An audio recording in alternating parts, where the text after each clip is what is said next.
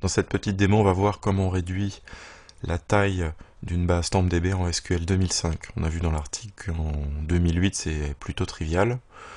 En 2005, il va falloir que j'utilise une technique de redémarrage en mode minimal. Donc d'abord, je m'intéresse à la taille de mes fichiers. La taille initiale ici, c'est-à-dire la taille avec laquelle le fichier a été recréé au démarrage, et puis l'espace utilisé actuellement. Si j'essaie de réduire ma base TempDB à 500 MB en utilisant simplement un alter database modify file, comme je le ferai en 2008, eh bien j'ai une erreur, parce que le serveur me dit je ne peux pas réduire la taille du fichier à une taille inférieure à celle utilisée.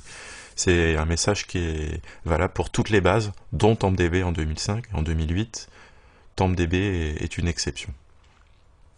Si j'essaie de réduire ce même fichier en utilisant un shrink file, ça serait possible si j'avais pas d'activité. Mais là, vous voyez, mon fichier il est toujours à 1,6 Go parce que justement, ici, j'ai toujours 1,5 Go, j'ai toujours des objets qui utilisent de l'espace dans ma base TempDB. D'accord? Donc je peux pas la redimensionner, et c'est ce qui arrive sur la plupart des environnements de production où vous avez toujours des requêtes, des group by, des distincts ou du version store qui peut utiliser des ressources dans TempDB en permanence, ce qui fait qu'on ne peut pas réduire la taille du fichier quand la base elle est utilisée. Donc la seule solution, c'est de prévoir une fenêtre de maintenance dans laquelle on va arrêter l'instance.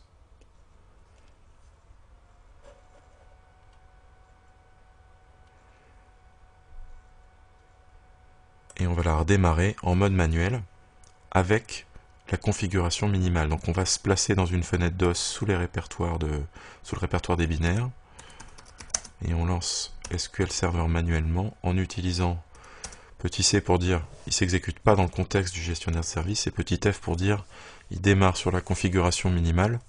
C'est-à-dire que TempDB va repartir avec une taille de 2 MB, équivalente à la taille de la base modèle.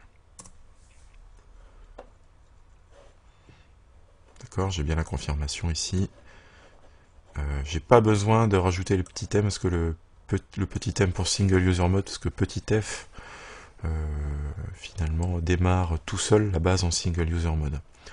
Donc lorsque mon instance est démarrée, j'ouvre une deuxième fenêtre DOS et je me connecte à mon instance.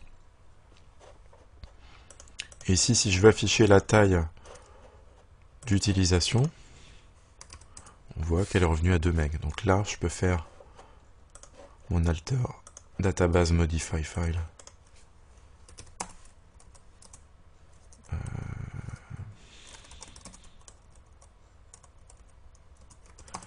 Et là, c'est passé.